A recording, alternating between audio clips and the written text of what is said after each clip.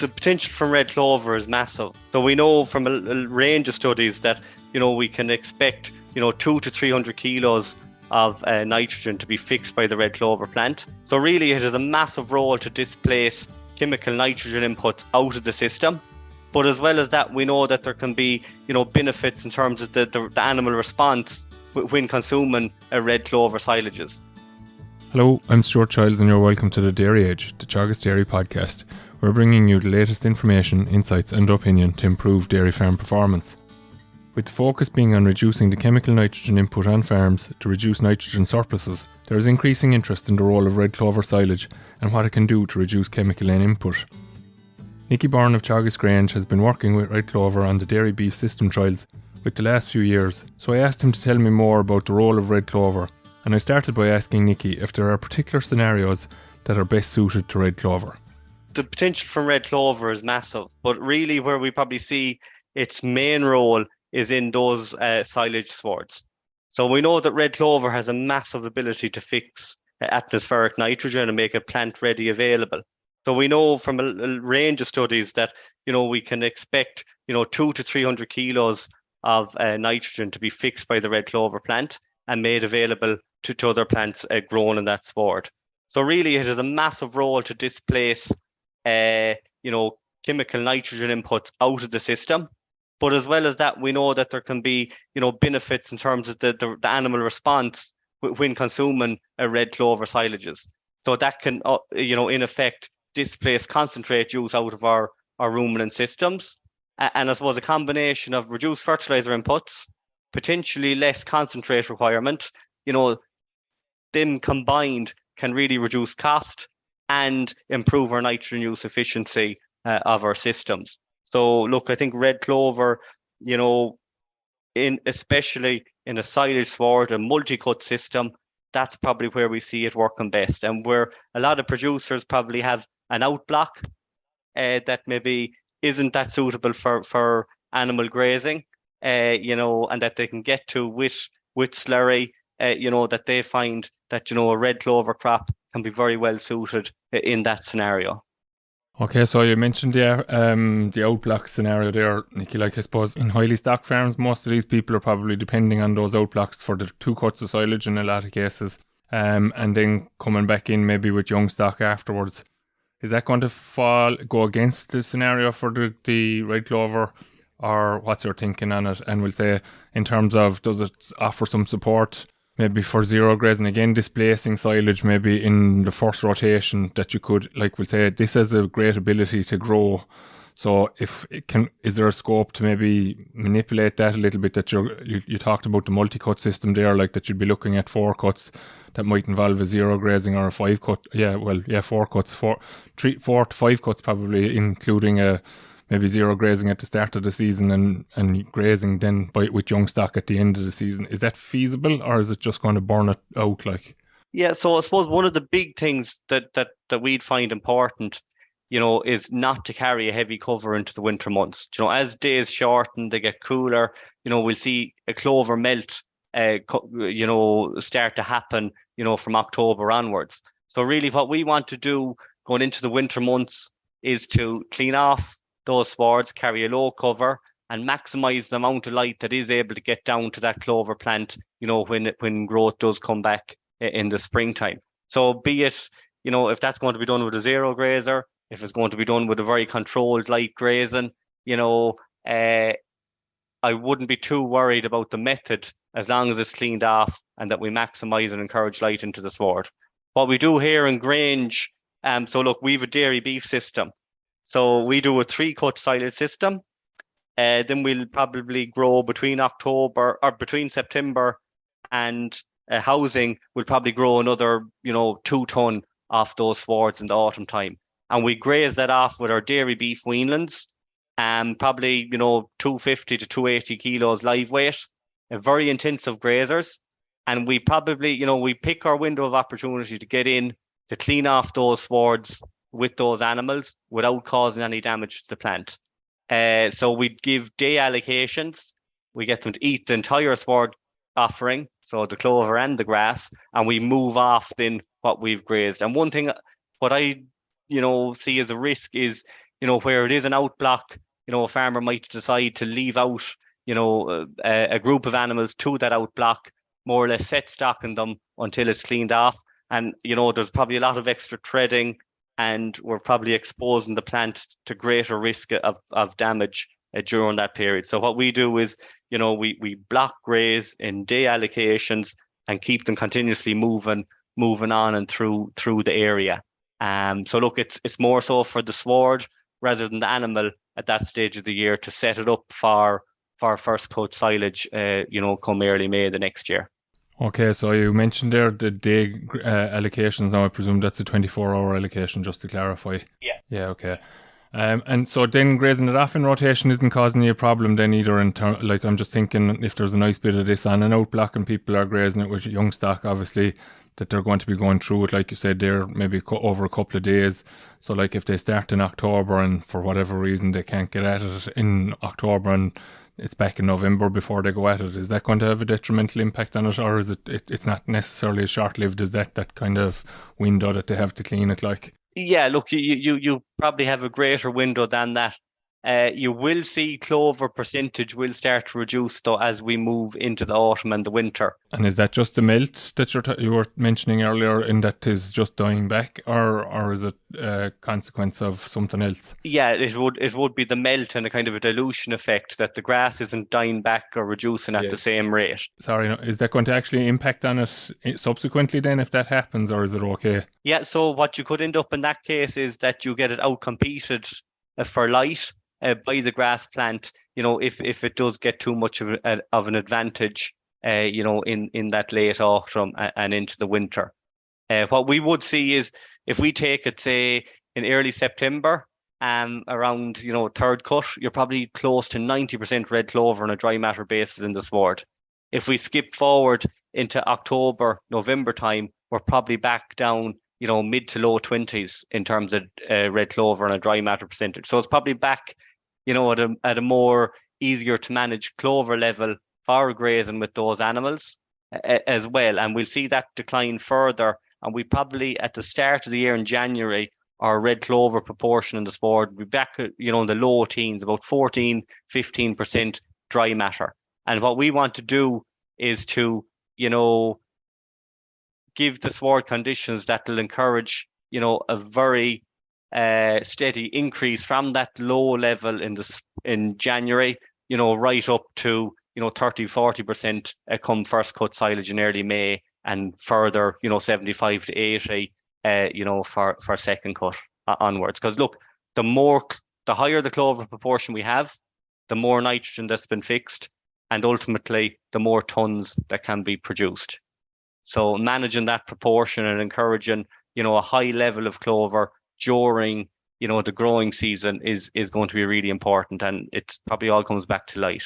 Okay, and you mentioned earlier now that you're looking to cut early May there. How critical is that to the preservation of the clover, I suppose, and when I say preservation, I mean extending its lifespan as opposed to actually preserving it? Because if we leave it run on towards the kind of the normal first cut scenario of maybe post the 20th of May type situation, are you getting a crowding then occurring that's going to impact on clover content again? Yeah, I suppose you probably will see. So, look, there's a number of benefits of getting that first cut gone as early as possible.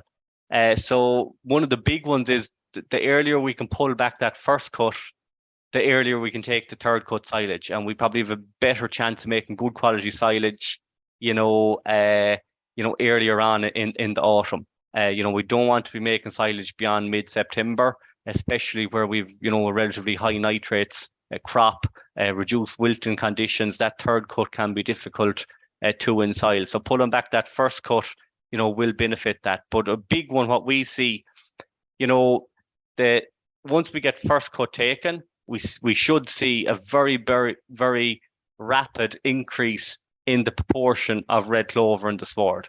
So if we take it, when we cut our first cut, we have a moderate level of red clover.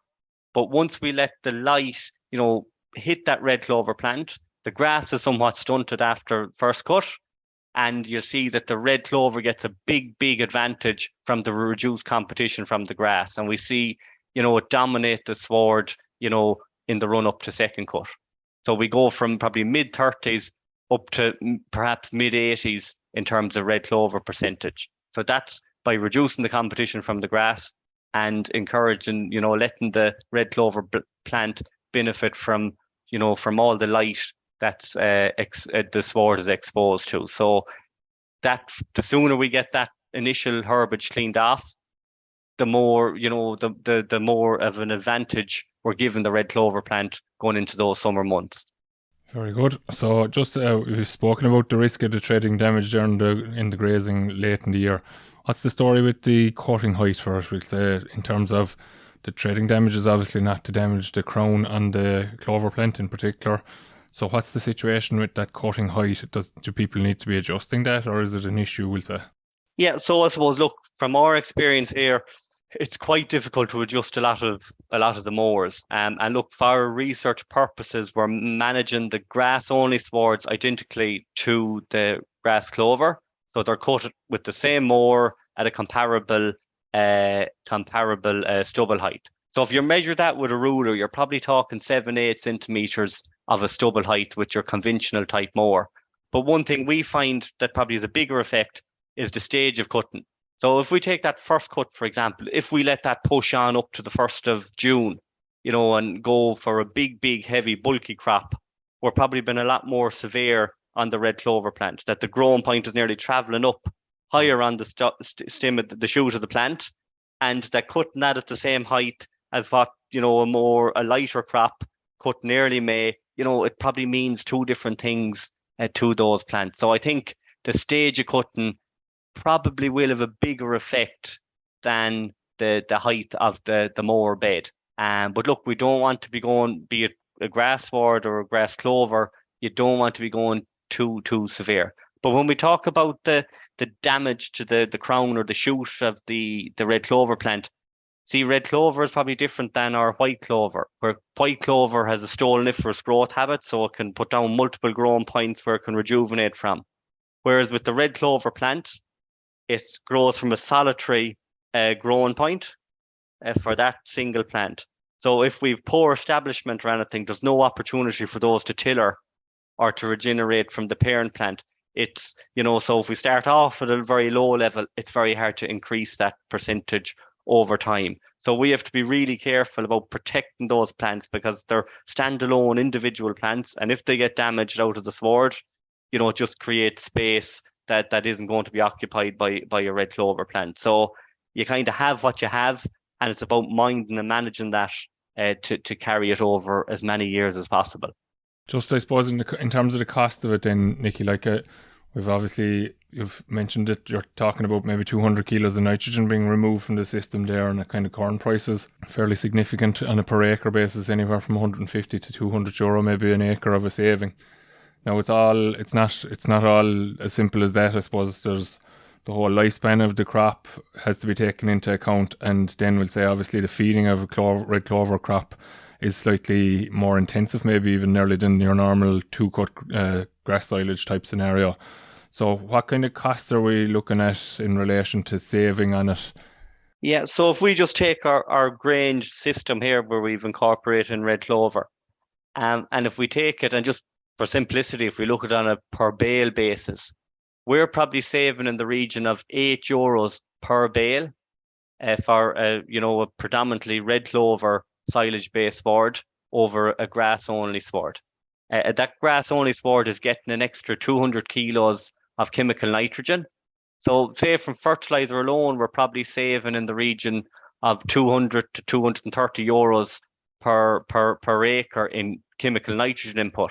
But it's not all savings. We're saving in nitrogen, but we'll probably have a bigger spend on the application of cattle slurry and the handling cost of that, as well as, where we may not have sufficient slurry, you're going to have to be putting back that P and K offtake in the form of 0730 or some other type of a compound. So look, we'd be estimating, we're probably doing about 25, 26 bales per acre over that 3-cut system. And we're probably saving in the region of €8 a bale. So, you're up at a saving of, 200, yeah. 200 euros an acre. That's, fully costed, including land, fertilizer, etc., in terms of your silage. So look, there is the potential for significant savings, but the key drivers of it is fertilizer cost in terms of chemical nitrogen. If that becomes really, really cheap back to, historical levels, the role of red clover in terms of the economics will be reduced somewhat. Also, the lifespan of the sward, that €8 advantage is written off over a 6-year period. But we know, what we should be looking at is, fair enough, the red clover will have a limited lifespan, maybe 4 to 6 years, but we should be looking at a system where we can get the grass component of that sward to continue on, perhaps in excess of 10 years and fit into your standard reseeding program. And the longer we can write off, the initial cost of that sward rejuvenation, the more competitive we make red clover a silage system. So, we don't want very short-term lays. We want them to survive in excess of 10 years, of which, maybe 4 to 6 of those years can, avail of red clover. But we want to keep, good quality grass varieties in there that will remain productive, from year 6 to beyond year 10. And I think that's where the real advantage of it can come from. Okay, so you mentioned the reseeding piece there. Just I suppose the reason for talking to you today is the second cuts maybe coming off of some ground now, and maybe people might be looking at reseeding. Generally, we find in intensive situations anyway that people probably tend to reseed the silage ground after the second cut. So is it feasible for people to start sowing red clover, or today being the middle of July, the third week of July type scenario? Is it feasible for people to go about reseeding it, or is it something that needs to be sown earlier in the year? Yeah, so look, I suppose we've tried both, your autumn and your spring reseeds, and look, especially this year, I think we'll probably see, there was a scheme there to encourage the sowing of red clover swards. It closed on the 15th, but I think with the drought, with the poor wet weather in the last week or so, we probably will have a lot of farmers who intended on sowing red clover that haven't got the job done yet for one reason or another. So look, there probably is opportunity to sow in the autumn. But from our experience before, with going in after second cuts, we probably found we're sowing in late August by the time it greened up again after second cut, and we found that we struggled to get that post-emergent management put in place. So we actually, initially in those autumn reseeds, we'd very, very, what we thought was poor strike of clover until we took first cut off the sward the following spring. So we ended up with a chickweed problem. We couldn't get on post-emergence spray, in the autumn of the year. Just your window of opportunity is much more limited in the autumn. But it might be slow to strike, but it may not necessarily be a failure. But what we did find with that kind of April and May reseed in the spring, we got very, very strong clover establishment, over that first production year, and got, the benefits of that, in the year of sowing. And we just had a wider window of opportunity to get the correct post management put in place. So getting control of our broad-leaved weeds, encouraging, getting the swards cleaned off. We initially grazed them with light calves in the first grazing, and that is allowed during those summer months. You have very good underfoot conditions, and you can get that done quite successfully. Just the autumn, our hands were tied a little bit. We didn't get the management that we would have liked to have had put in place. But look, that can differ. It's totally dependent on, it's farm specific. Talking to producers in the southeast of the country, probably getting much better opportunity in the autumn of the year to encourage red clover into the swards in comparison to here in Meath on a heavier type clay that we have. Our opportunity can be a little bit more restricted. And a colder soil as well, Nicky. I think a lot of people take that for granted, that Grange is probably a warmer area, but compared to Wexford, there's a big difference in temperature in the latter part of the year than there would be in Grange. But might have saved us in the autumn reseed is that the clover didn't really strike at all initially in the autumn or the winter, but it remained there and, did strike once, soil temperature peaked and light was encouraged back into the sward after first cut the following May. Okay. So that is our experience of it. Okay, so I suppose just the final few questions on it, I suppose, are around the practicality. So there's a theory there that you need to leave it flower before it's cut for the first time. What's your view on that? It's not producing viable seeds or self-seeding or anything when you see that initial red bud emerge on it. But probably what is happening in that case is that we've allowed enough time between harvest dates, that the red bud or red flower has emerged. And what that is indicative of, that we've allowed enough time between harvest dates to allow the plant intercept sunlight with the full canopy established, intercept sunlight, and replenish that energy reserve that is used from the taproot of the plant to fuel that rapid regrowth after silage harvest. So through photosynthesis from the sunlight, those carbohydrate reserves in the taproot are replenished. So if we go in at very short cutting intervals where the crop hasn't had a full canopy to benefit from and intercept all that sunlight, we may not be fully replenishing the energy reserve used up to fuel the regrowth. And if we continuously keep cutting at short intervals, we can deplenish that reserve and burn out the plant out of the sward. So typically at around 6 weeks of a cutting interval, we probably will see that little red bud emerging on some of the more advanced plants. And that is indicative that we've given it enough time with that canopy that we can go in and take our next cut. And that's just kind of a little indicator that we would use here. And is that just a handful of plants showing that, Nicky, then, or is it actually fairly uniform across the sward? You could be talking 30-40% of the standing crop, probably will have that little bud emerging on it. And look, you will see with the red clover plants, they are a more fibrous, stemmier, stalkier type plant to support that plant structure that can allow it, intercept all that sunlight. Okay, so then I suppose moving on from that, we've decided that we're going to cut it now on the basis that we've had that percentage of the crop flowering and so forth. How easy or difficult is it to preserve it in terms of tedding, wilting, etc.? What's the best practice in relation to that? Yeah, so look, as everyone will be well aware that you probably are looking at higher nitrate levels in your red clover silage. There's a higher buffering capacity, so it can be more difficult, and generally your red clover will have lower sugar content. So a combination of those factors can make it more difficult to in soil in comparison to grass only. So there's a few things that we can do, to aid that process. And look, a lot of them are very similar to your grass only. So try and cut in good weather conditions where, the sugars are drawn up out of the plant's residual and present in the leaf for the time of cutting. You want to be cutting, with good weather, good drying weather. That will ensure that we probably get up to 48 hours of a wilt on the clover plant.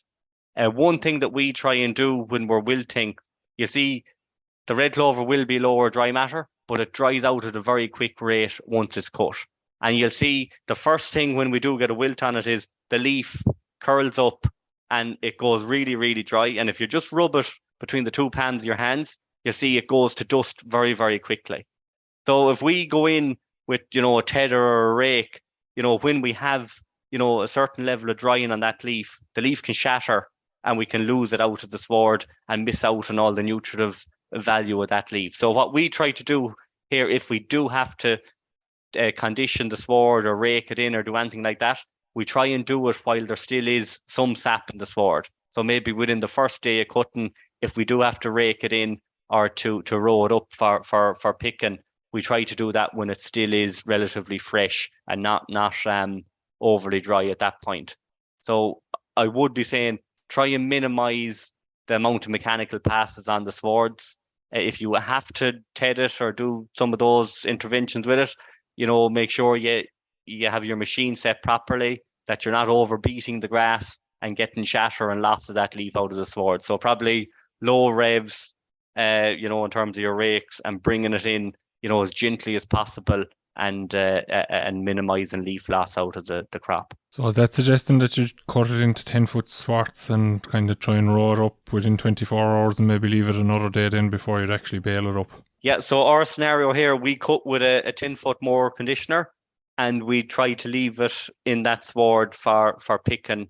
And look, that won't be an option with a lot of contractor services. They're probably looking to pick a bigger sward, but if that is the case, I'd be trying to get it raked in when it is somewhat before it gets really, really dry and you get a lot of leaf shatter in it. Yeah, but to be fair, I suppose you're talking about a reasonably big crop here now. You're not talking about light cuttings that like lads want to rake up because it makes it easier to fill the bale even almost. Like you will have a decent swart from the 10-foot cut that you're talking about there though, won't you? Oh, absolutely. And look, red clover, we talked about, like, red clover is one of the things that it's less, but it should mean more as well. So we're talking, in excess of 19 tons dry matter production in year 3 of our red clover silage swards here. So look, they're very high output swards.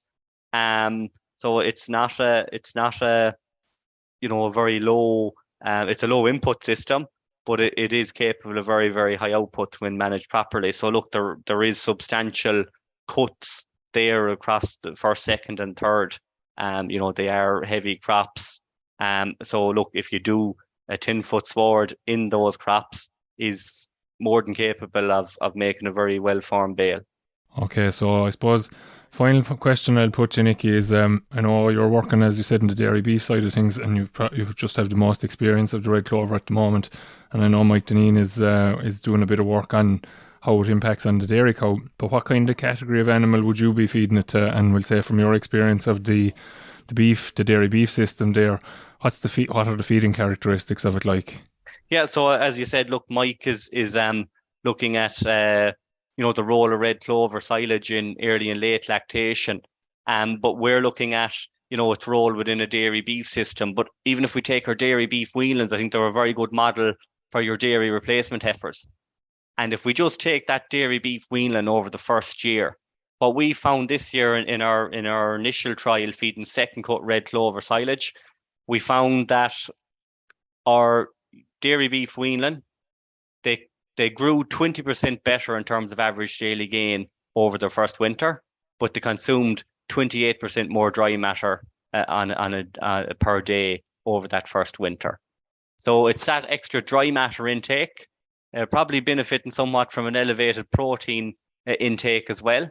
That drove on extra animal live weight gain performance. Look, we did supplement with 1.5 kilos of a barley-based concentrate. We grew up at 0.9 of a kilo a day, which is probably higher than your growth requirements in a dairy beef animal where we have the opportunity for compensatory growth.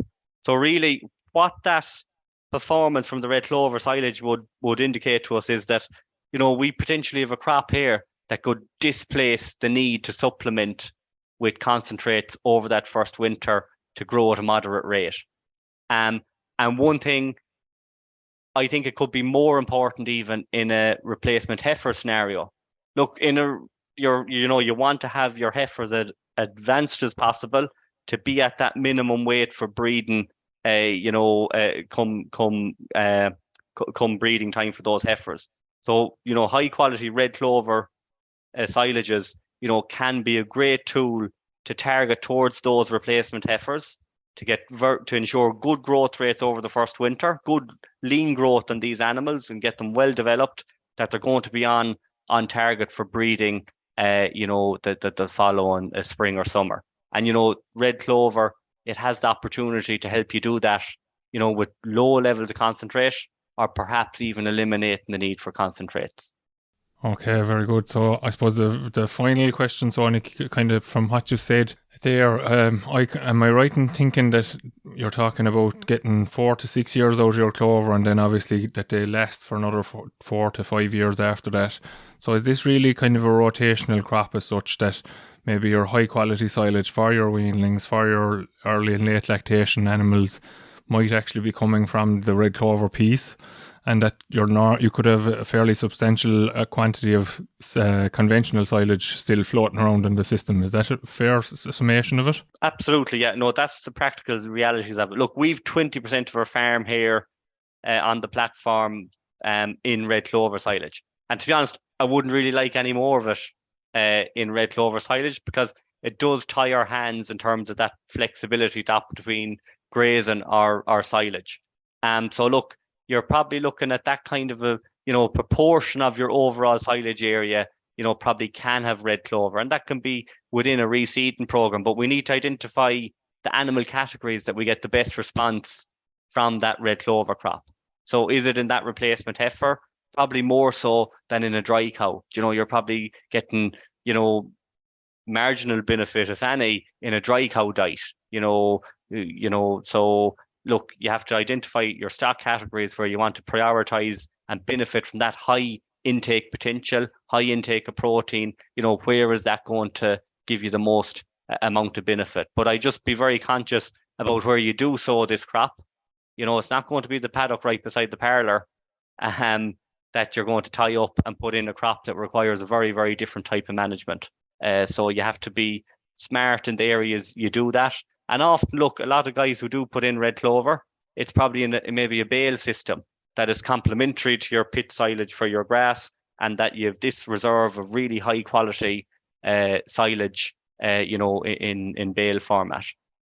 So look, it's suiting it to your farm, but look, you probably do need, look, if you look at James Humphrey's recommendations, and from his experience with it, he would be recommending, 4-year break between red clover crops. So given that 4-year break, it probably does fit in well in a standard 10-year reseeding program. That you've got the benefit for 4 to 6 years. You probably have 4 years without red clover, and you're back in then reseeding at your 10 to 12-year interval again. So, and that's to break down, some of those soil-borne challenges such as stem mealworm that can affect those taproots. Very good, Nicky. I think you summed it up pretty well there in relation to the kind of being smart about where you put it, thinking about the paddocks that you are going to put into it, where they are on the farm, and how achievable it is going to be to graze them or to cut them at whatever stage of the year that you're looking at doing it. So, and that the whole farm isn't going to be in red clover at any one stage. I suppose the other thing there that you may have mentioned, there was the white clover obviously would be maybe in with that as well, would it? Would you be in favour of that or not in those silage mixes that would be there when your red clover dies off, that you have a good grass and white clover type sward left after?